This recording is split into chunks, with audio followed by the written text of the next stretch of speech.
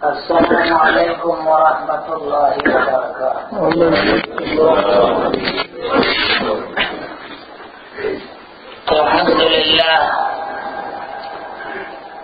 الحمد لله نحمده ونستعينه ونستغفره ونؤمن به ونتوكل عليه ونعوذ بالله من شرور أنفسنا ومن سيئات أعمالنا من يهدي الله فلا مضل له ومن يضلله فلا هادي له ونشهد أن لا إله إلا الله وحده لا شريك له ونشهد أن سيدنا وسندنا وحبيبنا وشفيعنا ومولانا محمدا عبده ورسوله أرسل إلى الناس كافة بشيرا ونذيرا وداعيا إلى الله بإذنه وسراجا منيرا صلى الله تعالى عليه وعلى آله وصحبه وأزواجه وذرياته وأمهات المؤمنين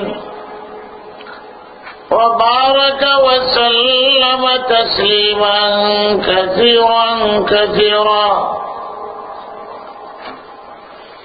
أما بعد فأعوذ بالله من الشيطان الرجيم. بسم الله الرحمن الرحيم. يا أيها الذين آمنوا لا تقدموا بين يدي الله ورسوله واتقوا الله إن الله سميع عليم. يا أيها الذين آمنوا لا ترفعوا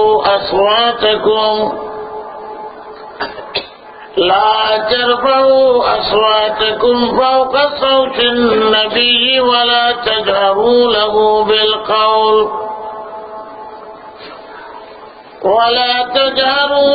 بالقول كجهر بعضكم لبعض أن تحبط أعمالكم وأنتم لا تشعرون.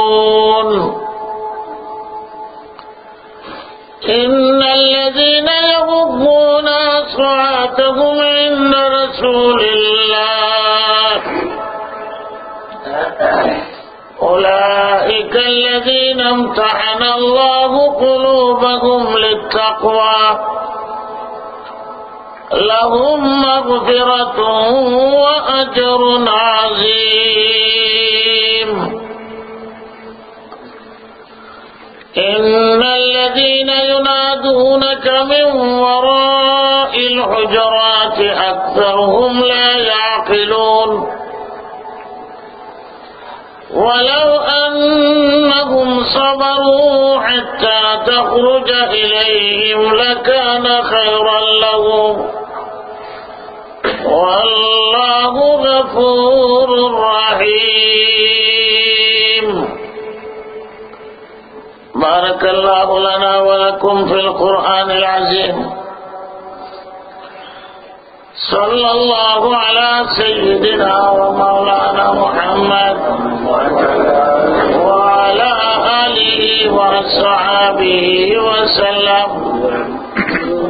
صلى الله على سيدنا ومولانا محمد وعلى آله وصحبه وسلم أستغفر الله إن الله غفور رحيم لا حول ولا قوة إلا بالله العلي العظيم لا إله إلا الله لا إله إلا الله لا إله إلا الله لا إله إلا الله محمد رسول الله صلى الله عليه وسلم। दोस्त बुजुर्ग এখানে আসার পরে দেখলাম বিজ্ঞাপন। এই বিজ্ঞাপনে লেখা দর্শে কোরআন, অর্থাৎ কোরআন শরীফ থেকে আলোচনা আপনারা শুনতে চান। কোরআন শরীফের সবক এক সূরা তিলাওয়াত করেছি। হুজুর সাল্লাল্লাহু আলাইহি ওয়াসাল্লাম ওই সূরাগুলি লম্বা সূরার মধ্যে লম্বা কেরাত হুজুর সাল্লাল্লাহু আলাইহি ওয়াসাল্লাম পড়তেন, যেমন ফজরের নামাজ, জোহরের নামাজ, এইসব নামাজে হুজুর সাল্লাল্লাহু আলাইহি ওয়াসাল্লাম পড়তেন। হুজরাত শব্দের অর্থ হইল রুম, কামরা। হুজরাত হইল বহু বচন। এখানে শব্দ আছে ইন্নাল্লাযীনা ইউনাদুনাকা মিন ওয়ারাইল হুজুরাত। এই হুজরাত শব্দ থেকে সূরার নাম সূরায়ে হুজরাত। এই সূরার পর থেকে শেষ মঞ্জিল শুরু হয় সূরায়ে কাফ। হুজুর সাল্লাল্লাহু আলাইহি ওয়াসাল্লাম 9 জন বিবি একসঙ্গে, যেখানে হুজুর সাল্লাল্লাহু আলাইহি ওয়াসাল্লামের বর্তমান কবর মসজিদে নববীর সংলগ্ন, এখানে রুমগুলি ছিল। একসঙ্গে 9 জন উম্মাহাতুল মুমিনিন বিভিন্ন রুমে থাকতেন। তাহলে এটাই বাসভবন, এটাই বাড়ি মদিনা শরীফ। হযরত আয়েশার জন্য একটা রুম ছিল, হযরত হাফসার জন্য একটা রুম ছিল, উম্মে সালমার জন্য রুম ছিল। হুজুরের ইন্তেকালের পরে হযরত আয়েশার রুম যেখানে, ওইখানে হুজুরকে দফন করা হয়, আর বাকিগুলাকে ভাঙ্গিয়া চুরিয়া খালি করা হয়।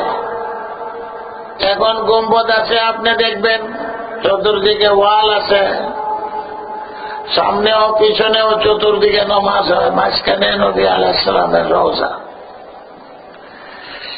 এই হুজরাগুলির পিছনে আরো জায়গা রয়ে গেছে। ইমাম মেহেদীর কবর হবে সেখানে, আর হযরতে ঈসা আলাইহিস সালাম আবার আসবেন দুনিয়াতে, বিবাহ করবেন, শাদী করবেন, স্বাভাবিকভাবে ইন্তেকাল হবে, তো ওনারও কবর হবে এখানে। হুজুর সাল্লাল্লাহু আলাইহি সাল্লামের 2 জন সাথী, 2 জন একদিকে শ্বশুর হাফসার আব্বাজান, তাহলে হুজুরের শ্বশুর ও সাহাবীও, আর একজন আবু বকর সিদ্দিক রাদিয়াল্লাহু তাআলা আনহু আয়েশার আব্বাজান, তো হুজুরের শ্বশুর আবার সাহাবী। 2 জনের কবর হুজুরের সঙ্গে আছে। এই 2 জন হলেন হুজুরের শ্বশুর আবার সাহাবী।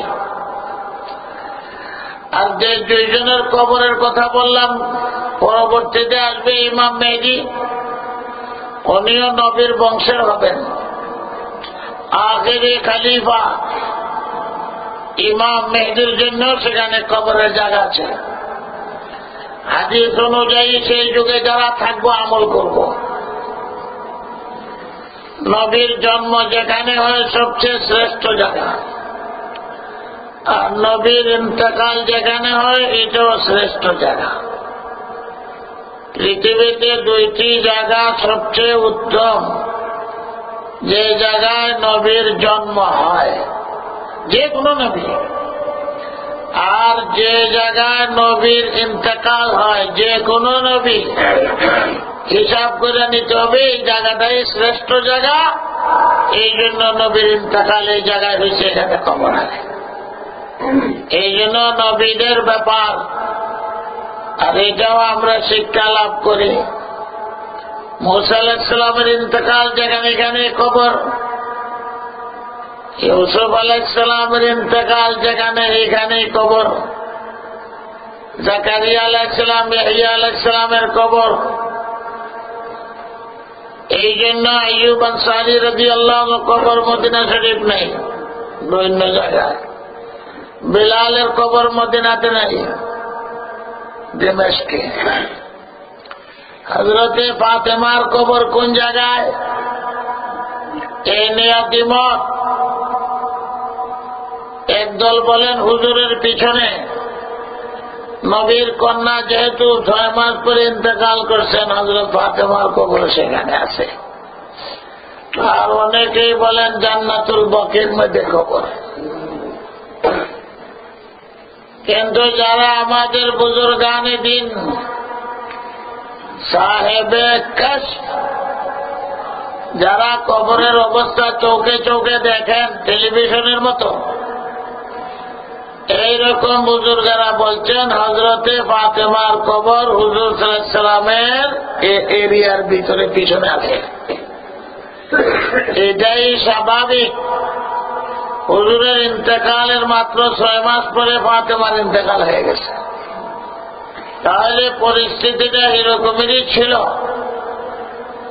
যারা হুজুর সাল্লাল্লাহু আলাইহি সাল্লামকে দেখছেন, খেদমত করছেন, আলী, আব্বাস, এরা সব আছেন। এই যে স্বাভাবিকভাবে হুজুরের মেয়ের ইন্তেকাল হয়েছে, ওইখানে পিছনে জায়গাও আছে। স্বাভাবিকভাবে চিন্তা করা যায় এখানে বোধহয় কবর দেওয়া হয়েছে। একতলাপ হয়ে গেছে। একতলাপ করছে তো পরবর্তীতে, এই সময় তো আমরা আসলাম না, না থাকার কারণে পরবর্তীতে একতলাপ দেখা যায়। কেউ এখানে কবর হয়েছে, কেউ এখানে কবর হয়েছে। কিন্তু দরখাস্ত সাহেব রহমতুল্লাহ আলাইহি বলেন, আমি দাঁড়াইয়া দেখছি হযরতে ফাতেমার কবর এখানে। আহমদ আলী লাহুরে আরো বড় বড় বুজুর্গ। যাই হোক, এই হুজরার পরিচয় দিলাম, যে কারণে এই সূরার নাম হয়েছে সূরায়ে হুজরাত। এই সূরার বহুত ফজিলত। দর্শে কোরআন হিসাবে ওইখান থেকে আমি আরম্ভ করছি, যে কয় আয়াত বলতে পারি। সওয়ালে মুফাসসাল এখান থেকে শুরু হয়, তো লম্বা কেরাত পড়তে হলে ওইখান থেকে হুজুর পড়তেন। সূরা, এরপরে সূরা কাফ, এরপর আরো সূরা আছে। ব্যাপার কি, এই সূরার মধ্যে সামাজিক নিয়ম কানুন আল্লাহ তাআলা শিক্ষা দিয়েছেন। ঘরে বাহিরে কেমনে চলতে হবে আল্লাহ রাব্বুল আলামিন শিক্ষা দিয়েছেন। প্রথমে আল্লাহ শিক্ষা দিয়েছেন, যুক্তি তর্ক দিয়া আল্লাহ তাআলার কোন হুকুম লঙ্ঘন করো না। আল্লাহর ভাষায় আল্লাহ তাআলা বলেন, আল্লাহ একটা নির্ধারিত সীমা দিয়া দিয়েছেন। আমাদেরকে ডাক দিয়া বলেন, ইয়া আইয়ুহাল্লাযীনা আমানু, তোমরা আল্লাহর রসুলের আগে যাইও না। তার অর্থ যে সীমারেখা ঠিক করে দেওয়া হয়েছে আগে বাইরো না। লা তুকাদ্দিমু বাইনা ইয়াদাইল্লাহি ওয়া রাসূলিহি ওয়াত্তাকুল্লাহ। আল্লাহকে ভয় করো। সীমা যদি অতিক্রম করো, আল্লাহর আগে যাওয়ার অর্থ হল আল্লাহর যে দেওয়া সীমা আছে লঙ্ঘন করে, আল্লাহ তাআলার আইনকে যুক্তি দিয়া খণ্ডন করে দিতে চায়। রাসূলের আগে যাওয়ার অর্থ আল্লাহ রসুল যে সীমানা ঠিক করে দিচ্ছেন এর আগে যাইও না, যুক্তি তর্ক দেখাইও না।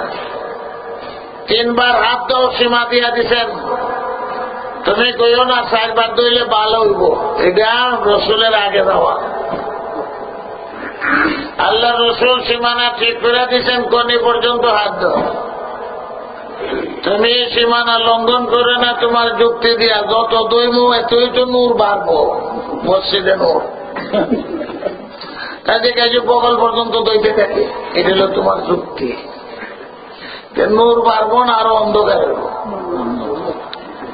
এটা হল স্বাভাবিক আয়াতের তর্জমা, অনুবাদ। আল্লাহর আল্লাহ রসুলের আগে যাইবার চেষ্টা করো না। একটা মাহফিল যদি হয় বিচার আচার মাহফিল, এক ছেলে যদি কথা কয় দাঁড়িয়ে গেছে, তাহলে অন্য মুরব্বীরা তো ভাই বেটা ছোটে মানুষ ব্যবস্থা, তুইও তো আগে আগে মাত্র খেলি। এটার অর্থ হইল যে তুমি আর বয়সের তুলনায় তুমি পিছনে থাকো। মুরব্বীরারে কথা কইবার তো, মুরব্বীরারে ডিঙে এত কথা কইলে নিজেরও পজিশন থাকে না, মুরব্বীরও পজিশন। তো বই বই কত থাকো এত আরো আজকে। তো আল্লাহ তো ইমানদারদেরকে ডেকে বলেন, যখন ইমানই আনছো আল্লাহর উপরে রসুলের উপরে, তো আগে বারবার চেষ্টা করো। তো যারা বেদাত কাম করে এরা আল্লাহর রসুলের আগে বেড়ে যায়, মন গড়া যুক্তি দিয়া। এটার সূরার প্রথমেই আয়াত, এটা ভূমিকা স্বরূপ আল্লাহ তাআলা সারা সূরা, এর পরবর্তীতে যা বলতেছেন সবটার ভূমিকাই আয়াতের মধ্যে দিয়ে দিচ্ছেন। সামনে বিভিন্ন ঘটনার কথা উল্লেখ আছে, এটা ভূমিকার মতন হয়ে গেল। আমরা এটা ধারণা করে নিতাম। ইমানদারদেরকে ডেকে বলেন সাবধান থাকবা, ওয়াত্তাকুল্লাহ। তুমি কি করো না করো সবটার কাজের মধ্যে চিন্তা করতে হবে, আমাকে আল্লাহ আর আল্লাহর রসুল যেভাবে চলার নির্দেশ দিচ্ছেন এর আগে আমি পারব না। এই সিদ্ধান্ত নিতে হবে, যেহেতু আল্লাহ আমারই ডাকছেন, তোমারই ডাকছেন, ইয়া আইয়ুহাল্লাযীনা আমানু। তার অর্থ তুমি যখন আল্লাহরে বিশ্বাস করো তো আল্লাহর আগে কেন যাও?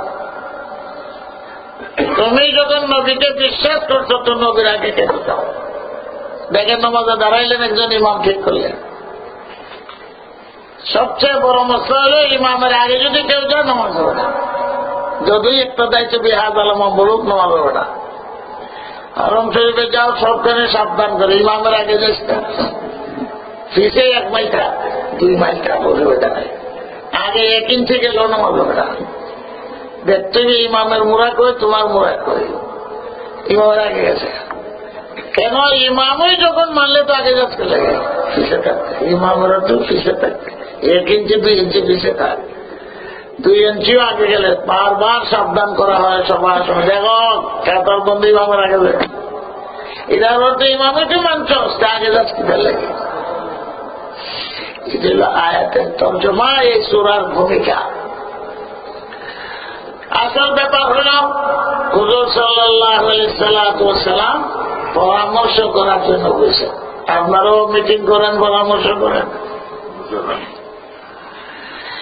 এখন হুজুর সাল্লাল্লাহু আলাইহি সাল্লাম সামনে নিয়ে মশওয়ারা মিটিং, মশওয়ারা করা সুন্নাত। আল্লাহ করছেন ফেরেশতাদেরকে নিয়ে, নবী আলাইহিস সালাম করছেন সাহাবাদেরকে নিয়ে। আল্লাহ আমাদের পয়গম্বর আলাইহিস সালামকে হুকুমও দিয়েছেন ওয়াশাবিরু, পরামর্শ করো, সুন্নাত। পরামর্শ বাপ বেটায় হইতে পারে, স্বামী স্ত্রী মিল্লা হইতে পারে, 3 জন হইলে মশওয়ারা হয়, 5 জন হইলে মশওয়ারা হয়। পরামর্শের গুরুত্ব আল্লাহ এবং আল্লাহর রাসূলের কাছে অনেক বেশি। আল্লাহ পরামর্শ করেন, নবী আলাইহিস সালামও পরামর্শ করেন, কিন্তু পরামর্শের অর্থ এই কথা নয় যে আমার কথা মতে হইলে আসি আর নাইলে নাই, এটার পরামর্শ। তুমি ডিক্টেটর, এটা পরামর্শ হইল। তবলিগের ভাইয়েরা পরামর্শ বয় ওগুলোর মতামত কর, আগেই বলবে দোয়া করো, আল্লাহ মালিম না মারা সেটা মদিনা দোয়া টোয়া করে শয়তান থেকে বানালো। কোন পরামর্শ তোমার শয়তানে দিব? এখন একজন আমিরে ফয়সল ঠিক করো, একজন আমিরে ফয়সল ঠিক হলে এনে খামোশ চুপচাপ বয়ে থাকবে, সবের শেষে ফয়সলা দিবে। এখন হেদায়েত দিবে ভাই, প্রত্যেকের মতামত কও, কিন্তু তোমার মত মতো না হইলে উঠতে যাইও না, আর আমার কথা তো হইল না যাইয়া, কিন্তু পরামর্শ হইল না। আমিরে ফয়সলের দিলের মধ্যে আল্লাহ ডাইলে দিব, সবে দোয়া করে লো, উনি যে ফয়সলা দিবে এটার মধ্যে খায় না, তোমার মত মতো হইতে পারে না হইতে পারে। আমরা অভ্যাস কি আমার মত মতো না হইলে মিটিং হবার কিন্তু পরামর্শ হইল না, সবার মতামত কও, আরেকজন আমিরে ফয়সল ঠিক। আজকের পরামর্শ হুজুর সাল্লাল্লাহু আলাইহি ওয়াসাল্লামের সামনে বইয়া সাহাবাদেরা কত গুরুত্বপূর্ণ, হুজুর সাহাবাদেরকে নিয়ে পরামর্শ করতেছে। আর আমাদের জন্য সবক হলে হুজুর পরামর্শ করছে, পরামর্শ হলে একটা লাভ হয়ে গেছে, একটা লাভ। কিরকম একটা লাভ? বড় দুইজন সাহাবী, আমরা তো মেম্বারের মধ্যে একটা লাভ দিতে হবে, একজন উমর আর একজন আবু বকর সিদ্দিক। এই গোষ্ঠীর মধ্যে সাহাবাদের দুইজন যে সবচেয়ে বড়।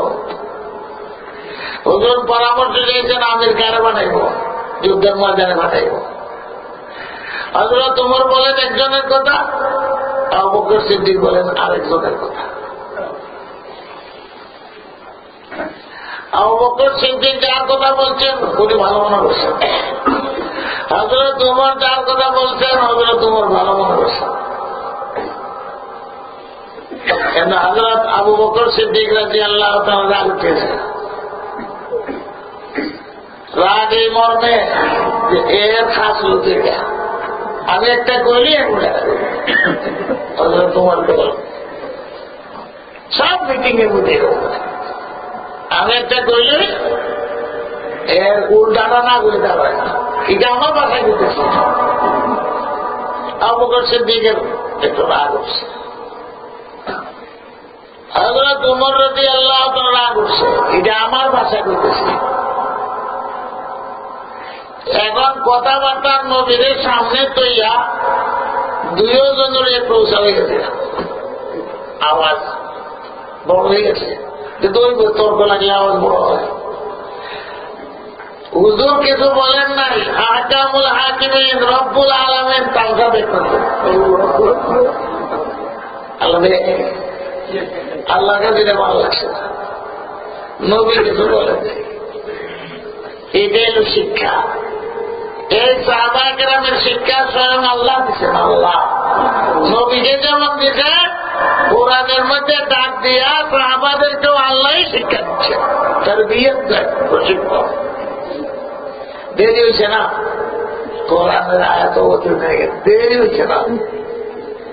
তোমরা এটা কি দেখা করছে? নবীদের সামনে দিয়া মশওয়ারা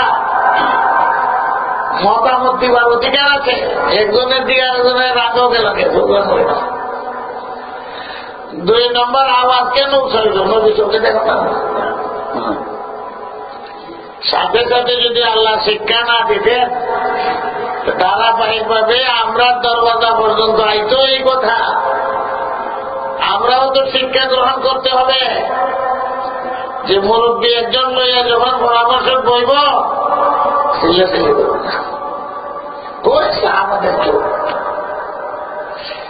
এখন আপনার মনে যে দুঃখ বুঝলিয়া, সেই সময় তো আরো দুঃখ বেড়ে গেছে বেশি।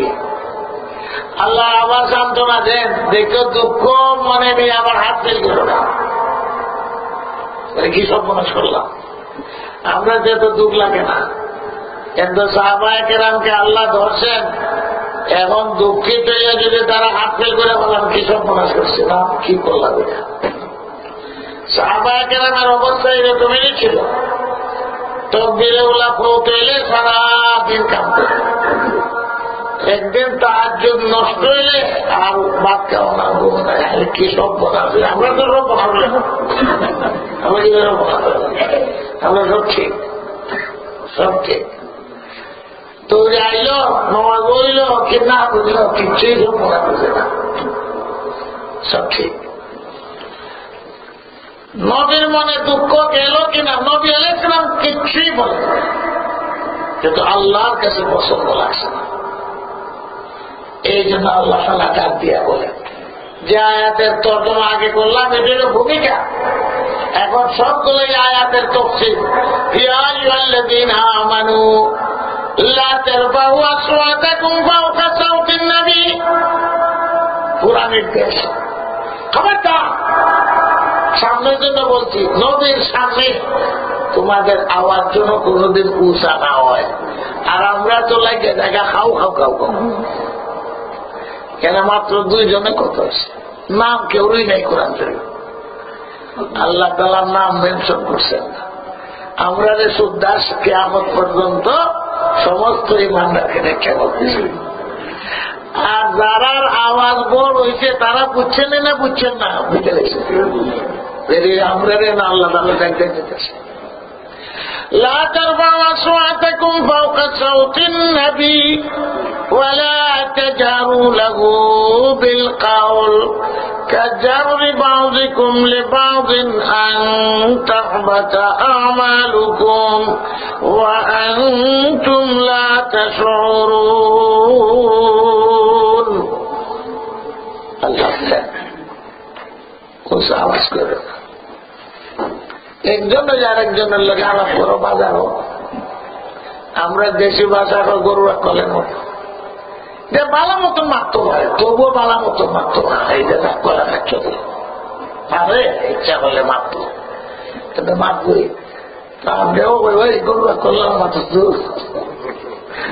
রাগ উঠবো না, মাইনি গরু রাগ করলে আদব কায়দা দাঁড়ে। কাজারে বাযিকুম লিবাযিন, একজন তোমরা আরেকজনের সঙ্গে যে আলাপ আলোচনা করো, নবীর সামনে এইভাবে যদি আলাপ আলোচনা হয় বেয়াদবি হয় না। নবী যে বসা দেখো না, ওলামায়ে কেরাম বলে, শিববির আহমদ উসমানী রহমতুল্লাহ আলাইহি তাফসীর করছেন, তাফসীর লেখছেন, তাফসীর পড়াইছেন, তাফসীরের কিতাব লিখছেন, হাদিসের কিতাব লিখছেন, অন্ত ক্যাসেট সঙ্গে মুফাসসির, এই লোক ক্যাসেটের মুফাসসির, বই বৈজ্ঞানিকের মুফাসসির, সব বলছে। তাফসীরের লোকের খবর নাই, সনদেরও খবর নাই, কিতাবেরও খবর নাই, নবীর ছেলে আজব। শিববির আহমদ উসমানী রহমতুল্লাহ আলাইহি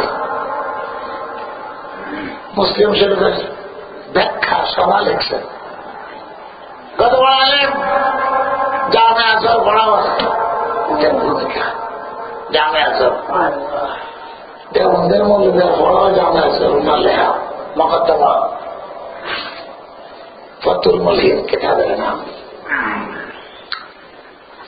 মাওলানা শিববির আহমদ উসমানী লিখছেন, হুজুর দুনিয়া থেকে চলে গেছে নাই, কিন্তু আয়াত কিন্তু কিয়ামত পর্যন্ত ডাকতেছে। আজকে ডাকতেছে না আপনারা, আমার এই হলো দিন আমার, তাহলে আয়াত কি একজনের লাগে?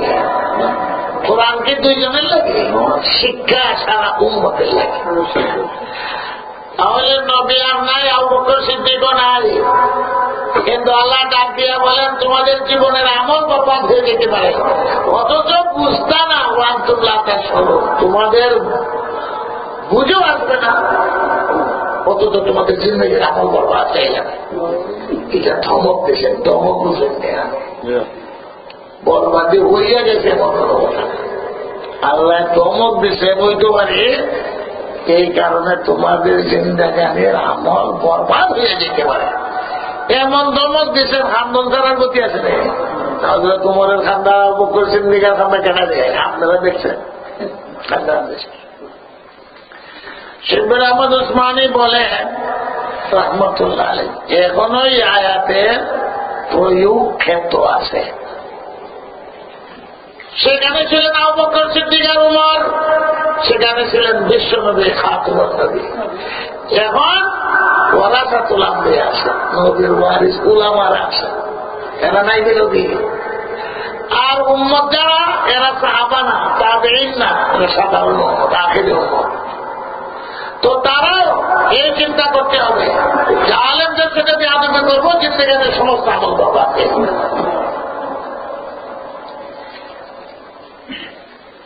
আপনি শিববের আহমদ উসমানী রহমতুল্লাহ করছে দাওয়া দিলাম, এখনো এই আয়াতের উপরে আমল আছে, যেহেতু আল্লাহ এখনো ডাকতেছে।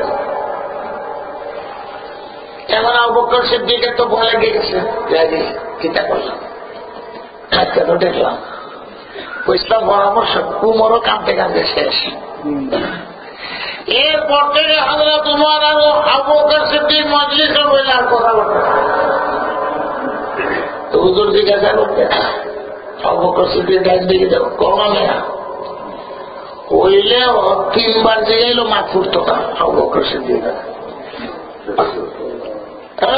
কৌমাতে শুনি না তো, একদিকে শ্বশুর আর একদিকে স্বামী।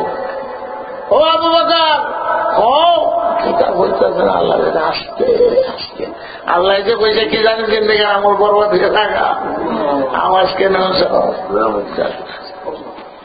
ডর হামাই গেছে। হযরত উমর ইন্না লিল্লাহ কইলেও প্রথম দূর যাইত, ইন্না লিল্লাহর আওয়াজে জমাতকে জমাত সোজা হয়ে দিত, ইন্না লিল্লাহ দূরে আওয়াজ খুব বড় আছে, বাদুর। হযরত উমর রাদিয়াল্লাহু তাআলা মাত্র খামোশ হয়ে গেল, আর কোনদিন জিন্দেগানিতে আওয়াজ উঁচা হয় নাই, সাথে সাথে আমল হয়ে গেছে। এখন আল্লাহ তাআলা বলে লক্ষ্য বুঝেন, এই আয়াতের লক্ষ্য ছিল আবু বকর আর উমর, এখানে সেন্টেন্স শেষ হয়ে গেছে। এখন আমাদেরকে লক্ষ্য করে বলেন, আমরা যে আগে তো আছি বেশি জানে বলা, হ্যাঁ আমরা তো মনে করবো শেষ, উমরের আবু বকর কিটা শেষ। এরকম মৌলবী আছে না, কয় আমরাও মতো হয়েছে আমারও। এই জন্য আল্লাহ তাআলা আবার বলেন, ইন্নাল্লাযীনা ইয়াগুযযুনা আসওয়াতাহুম ইনদা রাসূলিল্লাহ। আয়াত শোনার পরে তো তারা আবার বন্ধ হয়ে গেছে, ডাকলে ওর মনে দেয় না। এখন আল্লাহ আমার প্রশংসা করে বলছেন, আমরা লাগি না, তারা লাগে না। যারা নবীর সামনে বসে বসে আওয়াজকে নিশা করে বলাইছেন, ইয়াগুযযুনা আসওয়াতাহুম ইনদা রাসূলিল্লাহ, জানো না এরা কেন? আমরা কইতেছি, মৌলানা মওদুদী সাহেব কইতেছে, প্রফেসর কইতেছে, মোরাইদা কইতেছে, উলাইকাল্লাযী, উলাইকা পর্যন্ত উলাইকাল্লাযীনা আমতাহানাল্লাহু কুলুবাহুম লিত্তাকওয়া লাহুম মাগফিরাতুন ওয়া আজরুন আযীম। এটা আমরা শোনাই, তোমরা তো মনে করো বুঝে গেছে। আরে জানো, সাথে সাথে যে তারা ডরাইয়া আওয়াজ নিশা করে ফেলাইছেন, আর কথা জিগাইল মাত পাইবে না। এরা কারা? আল্লাহ বলেন, আমি তাদের দিলের অবস্থা পরীক্ষা নিরীক্ষা করে দেখছি। আল্লাহ নিজে বুঝতেছেন, আমি এরা দিলের অবস্থা তাকওয়া পরহেজগারিতে ভরপূর্ণ, পরিপূর্ণ। আর কেউ পরীক্ষার বাকি রয়েছে? আল্লাহ নিজে বলতে দেখছি, তারা সম্পর্কে কোন রকমের সমালোচনা করো না, আমি মনের মধ্যে কোন রকমের সন্দেহ রাখো না। আমি পরীক্ষা করে দেখছি, ইমতিহান তাকওয়া। বেলা যেরকম করলো নবীর সামনে, আল্লাহ কয় লাহুম মাগফিরাতুন ওয়া আজরুন আযীম। শুধু মাফ হই না, বিরাট বদলাও তাদেরকে আখিরাতে দেওয়া। আরে মাফ করছি, মাফ কেলে মনের অবস্থা ইচ্ছা করে করেন নাই, বেয়াদবির জন্য করেন নাই, কিন্তু সাবধান করেছে। সাবধানে লাভ হইল কার? আমাদের। আমরা যেন এরকম না। লাহুম মাগফিরাতুন ওয়া আজরুন আযীম। আল্লাহ ঘোষণা করেছে মাফ। মাফ কেন? ইচ্ছা করে করেন নাই। নবীও তাদের কোনো দুঃখিত না। নবী মিটিং ডাকছে, কিন্তু আল্লাহর কাছে ভালো লাগছে আর আগামী দিনে সাবধান করে দিচ্ছে। সমাজের সবচেয়ে বড় আল্লাহর ইজ্জত সমাজের মধ্যে থাকত। যে সমাজে আল্লাহর ইজ্জত থাকে, মক্কা চলে এমন এক সমাজ আছে আল্লাহর কোন ইজ্জত আছে, মানতো আল্লাহ রে বোঝো টেনশনে আছে ইজ্জতে ওই ব্যবসার তো এটা লাভে আর উজায় পড়ে আল্লাহ কোথায় বলেন আল্লাহ তাহলে বানাইছো খালে সমস্ত বাবার গাছ দরকার বাবা শাহজালাল রাখো। এখন যদি আল্লাহ বানাইলা শাহজালাল দেয় আর আমরা যদি কোন ক্ষমতা সব শাহজালাল রাখো তো আল্লাহ ইজ্জত করছে। হ্যাঁ, প্রেসিডেন্ট বানাইল যে কোনো দেশের, আমরা দেশে বেশি এই দেশের প্রেসিডেন্ট, আমরা দেশের প্রেসিডেন্ট রহমান এখানে প্রেসিডেন্ট, সারাদিনের প্রেসিডেন্ট। আর আমরা প্রেসিডেন্ট এই প্রেসিডেন্ট আগে রিসেন্ট প্রেসিডেন্টের কথা বলি, ওগুলো আমি যে প্রেসিডেন্ট জানা জানি না শাহাবুদ্দিনের হইত কারণ কিছু আছে আমার মনে বাবা আমি জনগণই মনে হতো ওরা চিল্লা ঘুরে মতো বলে শাহাবুদ্দিনের কথা।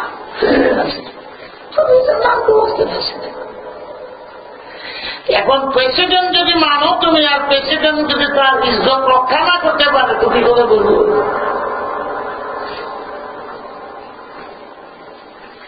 আল্লাহ স্বীকার করলাম আর আল্লাহর বরত্ব আমি দিতে পারলাম না,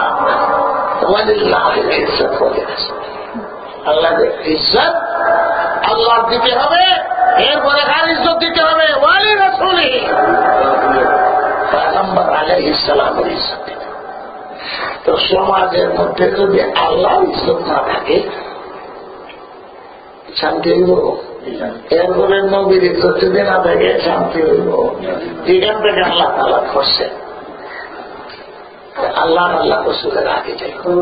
যখন মানুষে তোমরা আল্লাহ যারা মানে না তিন্ন করে তুমি আল্লাহর সাথে শিরিক করিও না, নবীর সাথে আরেকজনকে শরীক করিও না।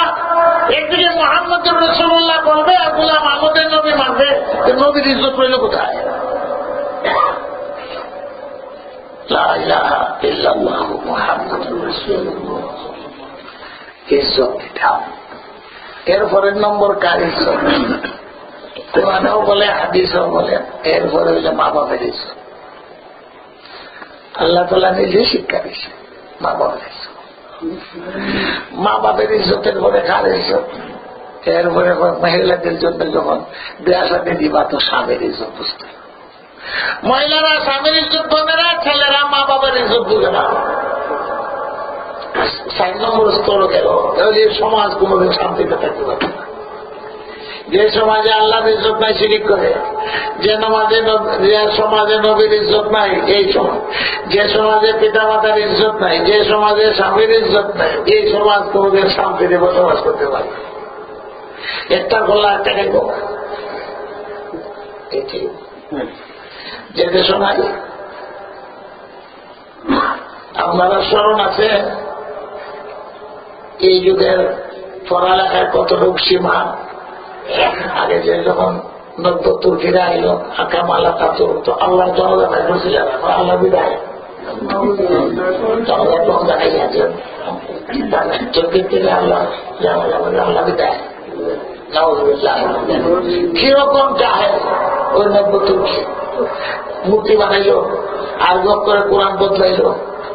এখনো দুনিয়াতে অনেকেই চায়, আবার ঘুরিয়ে গেছে আল্লাহ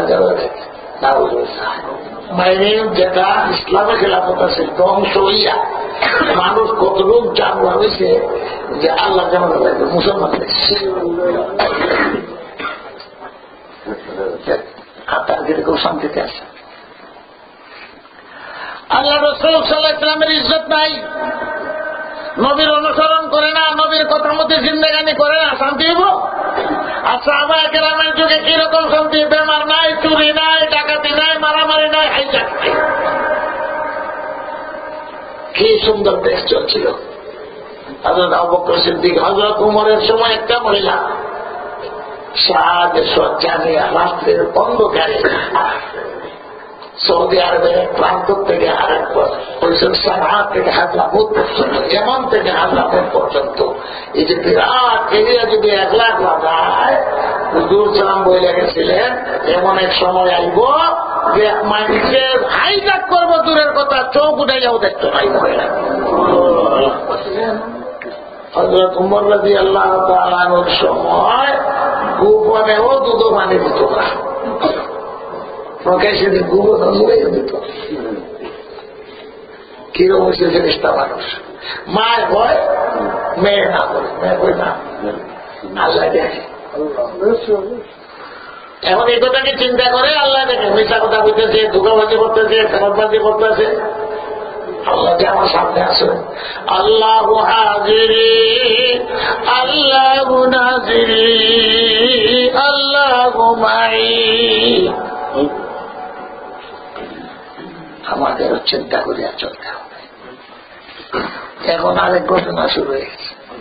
নবী আলাইহিস সালাতু ওয়াস সালামের ইজ্জত থাকতো, হুজুর সাল্লাল্লাহু আলাইহি ওয়াসাল্লামের ইজ্জত আর সাহাবাদের সম্পর্কে মন খারাপ থাকতো না পরিষ্কার থাকতো? আল্লাহ পাক রব্বুল আলামিন আরেক ঘটনা শুনেছে নবীর ইজ্জত সম্পর্কে। বুঝে না, অনেক মানুষ আছে মুসলিম বুঝতো না।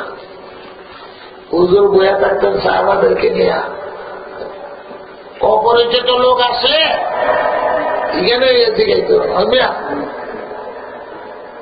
হুজুর এমন ভাবে বইতেন আলগা কোন বজিরও নাছিল না। তাই জিজ্ঞাসা কেটা নবী এটা, মোহাম্মদ তোমরা কেটা জিজ্ঞাসা। নতুন এসে কাল থেকে বদ্ধ হয়ে রাখে। তো সাহাবারা বলতেন ওই যে আমরা হুজুর তেমনি ওই নবী, যে বলছে সুন্দর সবচেয়ে সাদা। এরপরে বদ্ধই মুসলমান হইয়া আদব কায়দা শিখছে। নতুন মুসলিম বদ্ধ এমনও হইতো আইয়া মসজিদে ভাষা করে মুসলমান হয়েছে।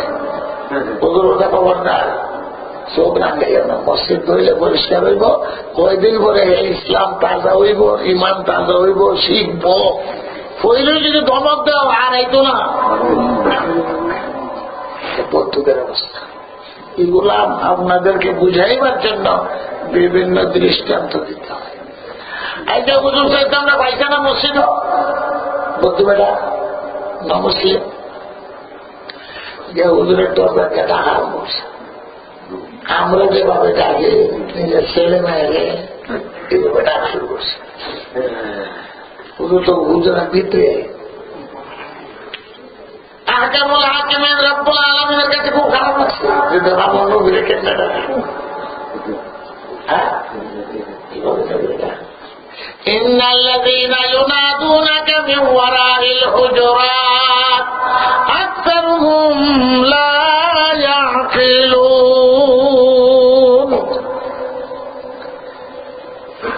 এমন ভাবে সেন্টেন্স আল্লাহ ব্যবহার করছেন, বদ্ধ মা নবীর মনেও শান্ত না।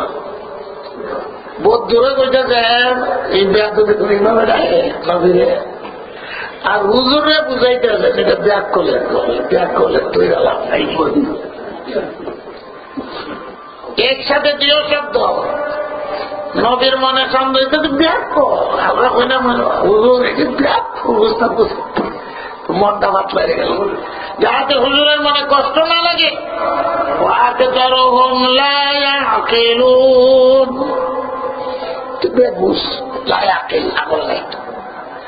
আর বদ্ধুরা কইতেছেন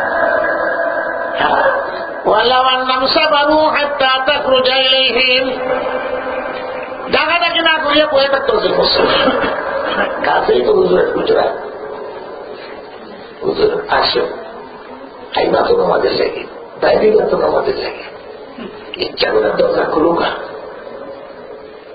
শিক্ষা দিয়ে কিন্তু তাহারে গরম নেই।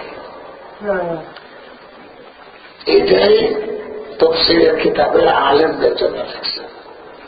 আলেমের দরকার থাকে না, এরা নাই বেরোবে। আমরা নিজেরা আমল করছি, গেলাম উস্তাদের কাছে, কোন দরকারে দরজা করে দিচ্ছে। দরজা খুললে খেদমতের দরকার হয়, পানির দরকার হয়, সার দরকার হয়, নিজের দরকার হয়, দরজা খুললে তুলে দেওয়া। আমরা এটা শিক্ষা দিয়েছেন, আমরা উস্তাদে শিক্ষা দিয়েছেন। ইদ্রিস কান্দলভী রহমতুল্লাহ আলের উস্তাদ মোর্শে কাশ্মীরি সারা রাত দরজা খুলে দেন, ওটা লইয়া হুজুর কোন সময় বাইরে বা তখন দরকার করবো হুজুর, মানে আমি দরজা ঠোকা দেবো কেন? ইদ্রিস কান্দলভী দেখছেন ফজরের আযান করছে, দেখা যায় দরজা খুললে হুজুর মসজিদে দেখতেছেন। তার অর্থ হলো হুজুর তো ঘুমো না, আমি একটু উপকার রাখতে, হুজুর তো আসলেই ঘুমো নাই, কিতাব দেখতে খারাপ লাগতেছে।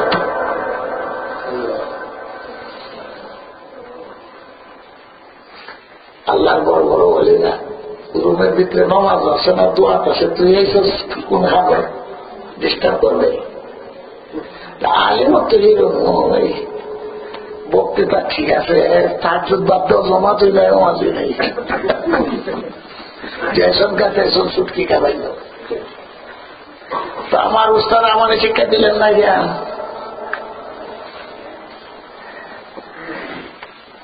আমরা দরজা খুলে দিয়েছি। উস্তাদ ভিতরে কি করতেছে? যারা সত্যিকারের আলিমের রব্বানি হক্কানি নবীর আখলাকে তো তার তুমি না থাকছো না, তো এরা সঙ্গে দেখেন তোমার প্রয়োজন কি? কাগজে লেগেছ না ভানি বড় লেগেছ না হস্তা লেগেছ করে না।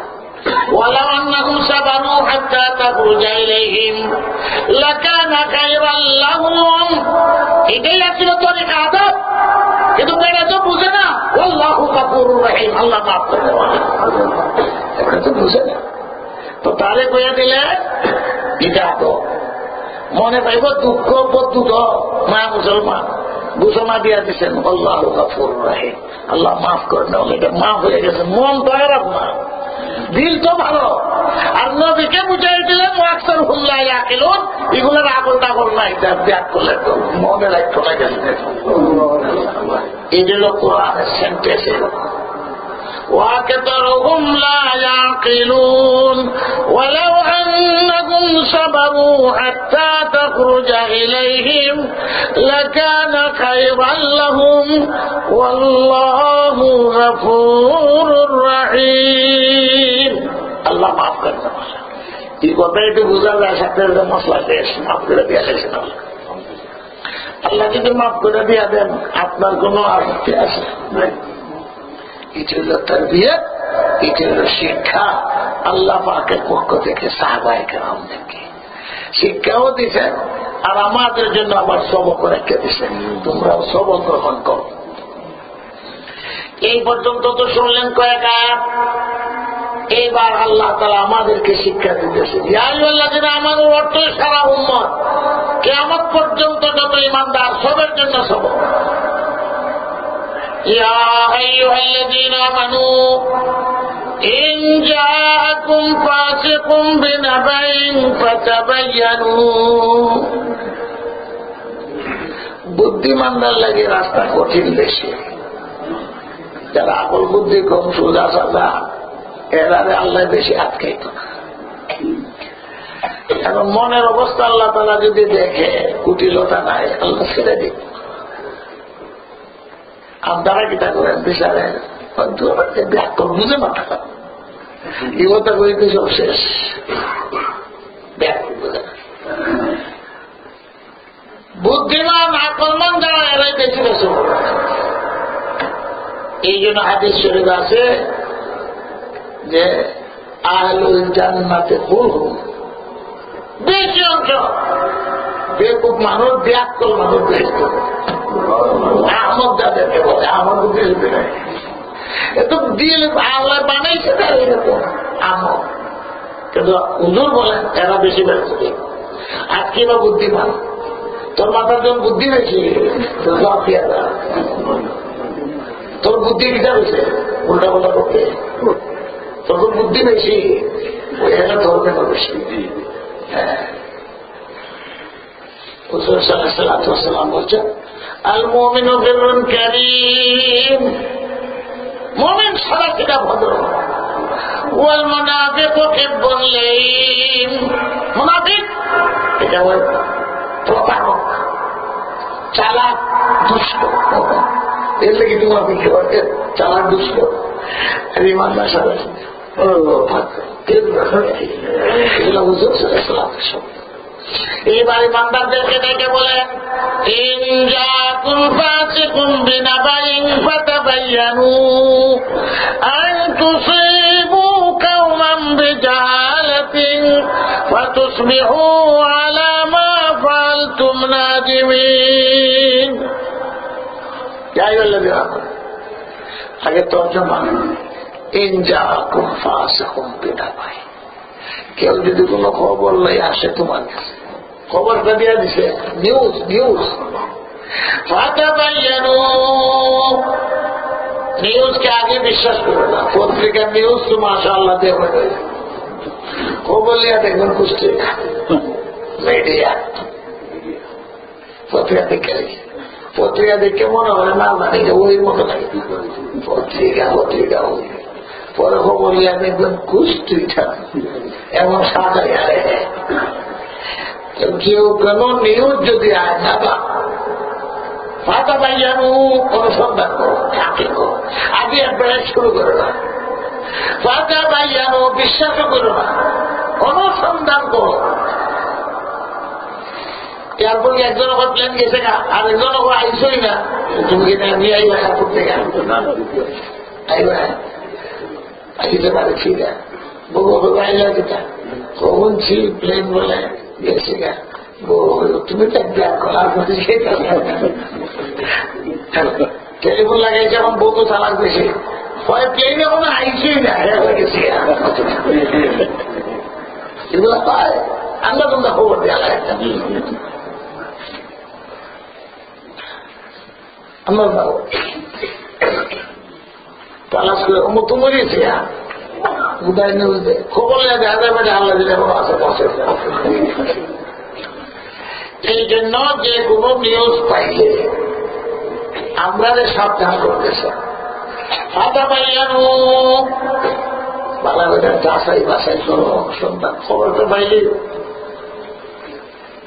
যদি যাচাই না করো অসুবিধা তোমাদেরই হবে। আনতুসিবু কাওমান বিজাহালাতিন ফাতুসবিহু আলা মা ফাআলতুম নাদিমিন।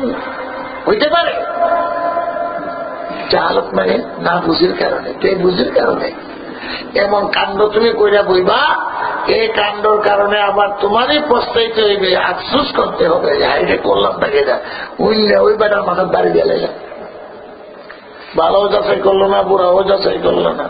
আমরা দেশও আছে একদল অ্যাডভার্টাইজ করে তবলিগওয়ালায় দুরুদ পড়ে না,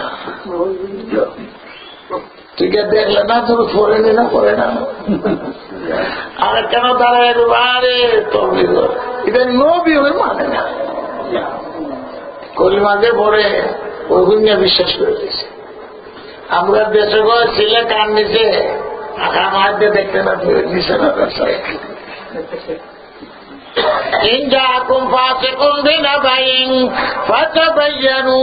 নির্দেশ, আমরা কি নির্দেশ মতো চলি একবারে শুরু করে দেয়।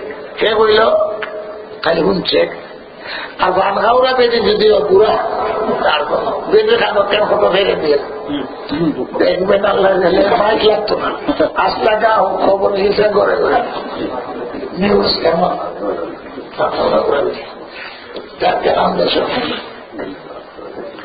আর উক্কা খাওয়া পুরা যদি হয় এখানে তো আর এই সময় নেই উক্কা মাশাআল্লাহ, এখানে উক্কা খাইতেছে আরেকবার গেল ওইখানে হতে গেল ফেরে লাগাইছে। নির্দেশ হল তর্জমাটা করলাম যে আল্লাহ তাআলা বলেন অনুসন্ধান করো, নাহলে তুমি নিজে বিপদে করবে। এগুলো না কোনো বাদ, এদের পিছনে ঘটনা আছে কেন আল্লাহ তাআলা সাবধান করে। এটা ঘটনা ঘটে সারা উম্মতের জন্য সওয়াব হয়। হুজুর সাল্লাল্লাহু আলাইহি ওয়াসাল্লাম একজন সাহাবীকে পাঠাইছিলেন বনুল মুস্তালিকের থেকে যাইয়া টাকা পয়সা সরকার জিজিয়া যারা মুসলমান হয় না জিজিয়া দিব, যারা মুসলমান এরা যাকাত দিব, যারা মুসলমান ওইতো না কিন্তু মুসলমানের দেশও থাকবো এরা ট্যাক্স দেওয়া জিজিয়া আরবিতে। তো জিজিয়া উসুল করে আনবে আর মুসলমানের যাকাত দিবে। বল মুসলিম এক সাহাবীকে পাঠাইছে। তো ব্যাপার হইল ইনি মুসলমান হইবার আগে যে সাহাবীরে পাঠাইছে ওই জায়গার মানুষের সাথে ফ্রিকশন আছে মুসলমান হইবার আগে। এরাও তো বেশি অংশ মুসলমান হয়ে গেছে, কিছু হয়তো মুসলমান হয়ে গেছে। জবরদস্তি কেউ মুসলমান হবার আইন ছিল না, স্বেচ্ছায় যারা মুসলমান হয়েছে। এখন ওগুলো পাঠাই দিয়েছে। বনু মুস্তালিকের নিয়ম কানুন হইল সংবর্ধনা।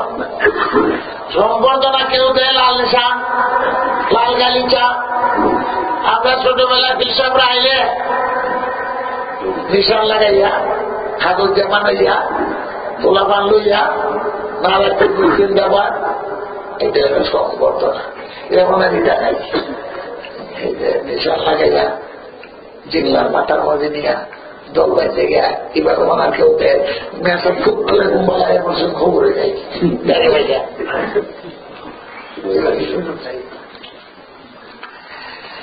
এখন বম ফুটাইব এয়ারপোর্ট তবু তো নেই। তারপরে তাহলে লাল গালিচা সংবর্ধনা, লাল গালি সেই দেয় না, খাল গালি সেই আমাকে দেখছি সংবর্ধনা দেয়। বাহিনী বুঝাইতে চাচ্ছি আমি সংবর্ধনার বিভিন্ন নিয়ম কানুন আছে, বিভিন্ন ডিজাইন আছে। কেউ ফুলের মালা দেয়, কেউ এয়ারপোর্ট থেকে নিয়ে আসে। যে দেশে উনি যাইতেছেন এরার দেশের নিয়ম পদ্ধতি হইল অস্ত্র শস্ত্র দিয়া সাজ সজ্জা নিয়া তীর তলোয়ার বন্দুক কামান থাকবে, আরেকজন মেহমানকে দিয়া সম্বর্ধনা। তাদের নিয়ম গ্রামের দেশের দুষ্ট। এখন বিদেশ থেকে মন্ত্রী আইলা এয়ারপোর্ট ঢাকা, আর সেনা বাহিনীর লোক গেল, বিমান বাহিনীর লোক গেল, নৌবাহিনীর লোক গেল, সেইটা অস্ত্র শস্ত্র ওখান যদি বলে আমার মারতে হয়েছে আমি আর যাইতে মনে দেশের ভিতরে বুঝতে হইব না যেটা সংগঠন ইজ্জতের লাগে তারা অস্ত্র সাথে নিয়ে আসে, মারবার লাগে না। একজন মানুষকে মন্ত্রীরা মারবার লাগে এত মানুষ লাগে না। যাই হোক এরা তো অস্ত্র শস্ত্র সজ্জিত হইয়া হুজুরের মেহমান যাইতেছে, সরকারের পক্ষ থেকে যাইতেছে, তার পাওয়ার আছে, আর সম্বর্ধনা দিব। উনি কাছে যে এরার অবস্থা দিকে সুজা মধ্যে আসবে আইলে গেলে কি আল্লাহ হুজুর কোনোকে দাম বাঁচে যে অবস্থা, কি অবস্থা বলে সব বিদ্রোহ হয়ে গেছে, ইসলাম ইসলাম মানে না, আমার পাইলে তো ঠাকুর করলো না। এই কথাটা শুনিয়া হুজুর সাল্লাল্লাহু আলাইহি ওয়াসাল্লাম তরিক গতি কোন আমল করেননি, আরেকজনকে পাঠিয়েছে। দেখো দেশের অবস্থা এখানে যাইয়া দেখে এরা অপেক্ষা করতেছে হুজুরের মেহমানের। উনি তো গেছেন তত্ত্ব আনার জন্য যে মেহমান আইবার কথা আছে, হুজুরের মেহমান আসলো না কেন? একদিন দুই দিন তিন দিন যাবত তারা রাস্তায়। হুজুরের মেহমান উনি শহরের ভিতরে ঢুকলেন, দেখেন আজানও ঠিক আছে, নমাজও ঠিক আছে, সব ঠিক আছে, আর এরা রাস্তায়। উনি জিজ্ঞেস করলেন তোমরা এইভাবে বলে এইটাই আমাদের দেশের নিয়ম, কোন মুআজ্জাজ বড় মেহমান আইলে আর নদীর মেহমান আইলে আমাদের দেশে যাকাত তারপরে ট্যাক্স উসুল করার জন্য ওনাকে কিভাবে আমরা সম্মান দেখাই, এই জন্য আমরা অস্ত্র সজ্জিত ওনার ওখানে আছি। উনি তত্ত্ব নিয়ে হুজুরের দরবারে আসে যে হুজুর বিদ্রোহ হয়েছে না, নামাজও ঠিক আছে, আজানও ঠিক আছে, আর এরা অস্ত্র নিয়ে মারার জন্য না অপেক্ষা আছে। যে সাহাবী ওনার মনের মধ্যে অস্ত্র হয়েছে যে আমার লোকে তো এনার আগেরই ফিকশন, এইবার আমার থেকে ফিকশনের বদলাটা করবো, এর লাগে ওনার ভিতরে হইল খামড়ানি। এটাকে আল্লাহ রাব্বুল আলামিন আমাদের সামনে পেশ করে দিয়েছে, নাম কেউই নাই, যা বলতেছি। তোমরা আগামীতে এইরকম কোন সংবাদ যদি পাও এখন যদি হযরতে খালিদ ইবনে ওয়ালিদের মতো মুখ হইতো আর সাথে সাথে বিদ্রোহ ঘোষণা করিয়া অস্ত্র ধরতো, মারামারি হইল না হইল না, কতজনের জান গেল না। কিন্তু হুজুর সাল্লাল্লাহু আলাইহি ওয়াসাল্লাম তরির ব্যবস্থা করছে, লোক পাঠাই দিয়া তত্ত্ব আনছে।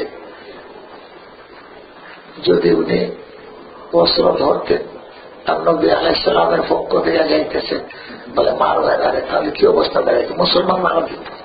এটাই আল্লাহ সাবধান করছেন, ছাত্রের কোন ব্যবস্থা নিও না, হইতে পারে পরে তোমরা এমন কাণ্ড কারখানা করবো, নিজেই লজ্জিত আল্লাহ বাঁচাইছে না। এখন এই আয়াত থেকে বহুত মশলা ফেকার কিতাবে বাইরে করছে, এগুলো এমন করবার সময় নেই।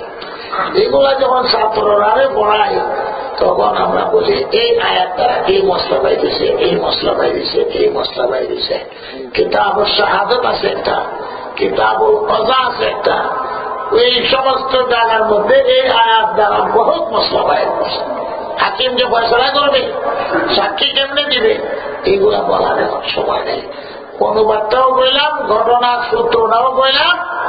আমাদেরকে আল্লাহ তাআলা সাবধান করছেন, তোমরা কোন খবর শূন্য হই যা চাই বাছাই ছাড়া বিশ্বাস করো। কোন জমানায় এত অবতীর্ণ হয়েছে সাহাবাদের ক্ষেত্রে, আর আমরা তো কিরকম মাশাআল্লাহ। ওদের একটা বলে বাবার একটা, বউ একটা বলে মায়ের একটা, আমরা দেশি ভাষায় হয় গরু আসলে বুড়ি কথা মায়াটা করি, আমরা কোনো সম্মান করে চলতে হবে, নাহলে বিপদ আমরা নিজেরাই করবো।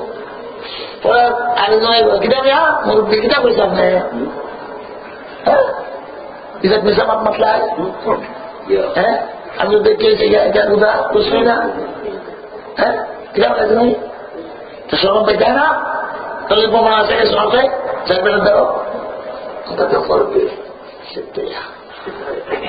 এই যুবক সমাজ কাছে পেয়েছে এই ইদানিং সফরে আইসি বলে ঘটনা করছে, বুড়ায় আসলে ওরা ওগুলো বুড়ার নাই, ওগুলো বুড়ায় মাপ শিখ ছেলের সামনে মাপ না চাও, ওগুলোকে সবার কাছে মাপ শিখব কেন এই ঘটনা ঘটাইল। আর ছেলের গার্জেন একজন আছে, ঠিক আছে ছেলেরা আমরা আনতাম না, আগে তারে বুঝাই যাচ্ছে তাড়াতাড়ি ইমাম সাহেব মিল্লা কেউ শোনাইলে ফলাফল মিল যায়, বুড়া ফিটে যায়, কান ফলাফল করবো তাড়াতাড়ি ইমাম সাহেব মিল্লা ইমাম সাহেব সাবধানে চলতে হবে। আল্লাহ তাআলা বলেন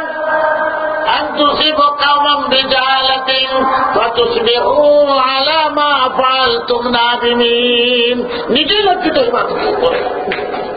সুন্দর করা কথা। একটা হাদিস আছে, হুজুর সাল্লাল্লাহু আলাইহি ওয়াসাল্লাম বলেন, মুসলিম শরীফের হাদিস, আনতু হাদিসা বিমা সামিআ জাদাউল্লাহ এটুকু কাফা বিল মারকে কাসিবা। একজন মানুষ মিথ্যাবাদী হইবার জন্য এটাই যথেষ্ট যা শুনে এটি প্রচার করে দিল হাদিস। এটা ওর কাছে সামনে লাগে, আপনার লাগে সামনে লাগে। তুমি অন্য হাদিস কইলে কেন এটা হাদিস আছে দেখবার শ্রমক আছে নি, তুই অন্য শ্রদ্ধা জানো আরেক ওয়াজ উনছস, তবলিওয়ালারা নিষেধ করো, কোনোদিন করো না হাদিস। তুমি হাদিস কি জানো, তুমি পরের বুদ্ধিগত করবো আরেক মৌলিক প্রচারিত হাদিস করলে সনদ দেয়। তো হুজুর সাল্লাল্লাহু আলাইহি ওয়াসাল্লাম বলে গেছেন, মানুষ মিথ্যাবাদী বলে এটাই যতটা যেটা উনি কি কয়, এটা আপনার বেলায় লাগবো, আমি মৌলানার বেলায়ও লাগবো। মৌলানা যে বাস করলে যেটা উনি এটি কো, তুমিও মিথ্যাবাদী ঠেক করছো না, তোমার শোনো গেছে না, কোন কিতাবও দেখছো, কিতাবও কোনো জেলা করতে পারে না, সনদও করতে পারে না, হাদিস আছে কোন মানুষ আছে। তবলিগে মুরব্বীরা আছেন, নিষেধ করা হয় না যে হাদিস তো না বলে হাদিস আছে, তুমি আগে থাকবা। তবলিওয়ালারা শিখে কইও আমি বুজুর্গের মুখ থেকে শুনছি, হাদিসের অর্থ হল কালা কালা রসুল, আর এমনি বইও বুজুর্গ আগে থেকে মুখ থেকে শুনছি, অমুক হুজুরে মুখ থেকে, বাবা আমাকে জিজ্ঞাসা করবে তাই বলতে যায় আমি হুজুরের মুখ থেকে হাদিস পেও তফসির করো না, তুমি কই হুজুরের মুখ থেকে শুনছি। তুমি বিপদ থেকে বাঁচলায় শিখাই দেওয়া হয় না। বুজুর্গ কিছু আছে হাদিস করে দায়িত্ব। এরপরে এটাও শেষ। তো সমাজকে ঠিক রাখতে হইলে যা শোনো তাই ঘটনা করো না। সমাজকে ঠিক রাখতে হইলে কিছু নিউজ পাইলে এটা অনুসন্ধান করো। যদি না করো তো সমাজ বিশৃঙ্খল হইবে না, শৃঙ্খলা থাকবে। এর লেগে বলছে সূরার মধ্যে আল্লাহ তাআলা সমাজকে শৃঙ্খলাবদ্ধ রাখার জন্য, প্রীতি ভালোবাসা রক্ষা করার জন্য এইগুলা বিধান। ইয়া আইয়ুহাল্লাযীনা আমানু ইয়া আইয়ুহাল্লাযীনা, খালি ইমানদারে ডাকে বলতেছে। এইবার আল্লাহ তাআলা বলেন ওয়ালামু, এমন একটি আয়াত ওয়ালামু আমাদেরকে বলা হচ্ছে, সাহাবাদেরকে বলা হচ্ছে, সমস্ত উম্মতকে বলা হচ্ছে ওয়ালামু আন্না ফীকুম রাসূলাল্লাহ লাউ ইউতিউকুম ফী কাসীরিন মিনাল আমরি লা'আনিতুম ولكن الله حبب إليكم الإيمان وزينه في قلوبكم وكره إليكم الكفر والفسوق والعصيان أولئك هم الراشدون. আরবিতে ওয়ালা, বাংলাতে কি চলব? আমরা দেশি ভাষা বুঝলে বেটা বুঝ সবকে যখন বুঝাইতে পারি না, তুই ছাত্রের সময় ভালো করে বুঝ। ওয়ালামুর অর্থ এটা ওয়ালামু অভিধান দিয়ে তর্জমা করলাম তো। ওয়ালামু এতক্ষণ কয়টা ঘটনা আল্লাহ তাআলা শুনাইছেন, ইঙ্গিত করছেন, নাম বলেন নাই। এইটা সাহাবাদেরকে সামনে রেখে ওরা তাদের সামনে অবতীর্ণ হয়েছে। এখন আমরা শুনতেছি বুঝো ওয়ালামু, কিতা বুঝতাম? আল্লাহ বুঝো কিতা বুঝতাম? বুঝতাম এই কথা আন্না ফীকুম রাসূলাল্লাহ, একজন রাসূল তোমাদের জন্য পাঠাইছে। এই রাসূল তোমাদের মত মতে চলবে না। যদি রাসূল তোমাদের কথা মতে চলেন, রাসূল যদি তোমাদের মত মতে চলেন, তোমরাও ধ্বংস হইবা, নবীও ধ্বংস হইয়া যাইবা। আন্না ফীকুম রাসূলাল্লাহ লাউ ইউতিউকুম ফী কাসীরিন মিনাল আমরি, তোমাদের কথা মতে নবী চলবে না। যদি নবী তোমাদের কথা মতে চলে, লাউ ইউতিউকুম, তোমরা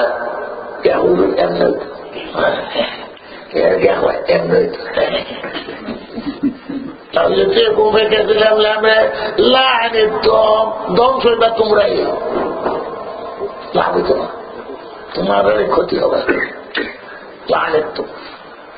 তাহলে মুক্তির পথ কি? কোনদিন নবীর উপরে চাপ সৃষ্টি করো না, বরং নবী আল্লাহর হুকুম মতে চলবেন। নবীকে আল্লাহ তাআলা বলেন আয় নবী আমি যেমনি কই, এটা নবীরা সাবধান করে দিচ্ছেন। তো পক্ষ দুইটা হল, এক পক্ষ আমরা যারা উম্মত, আমাদের দায়িত্ব হইল নবীকে কোন দিশ নির্দেশনা দেওয়ার নাই, যা কইবে আমরা মানতে প্রস্তুত। ওয়াতিউল্লাহ ওয়াতিউর রাসূল মুহাম্মদুর রাসূলুল্লাহ সাল্লাল্লাহু আলাইহি ওয়াসাল্লাম অর্থ এটা, রাসূল মানছি, হুজুর যেমনি কইবেন।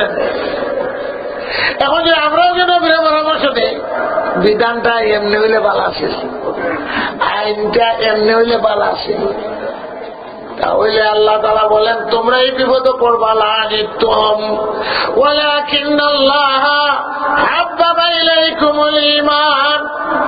সাহাবাকে আমার প্রশংসা শুরু করে দিয়েছে।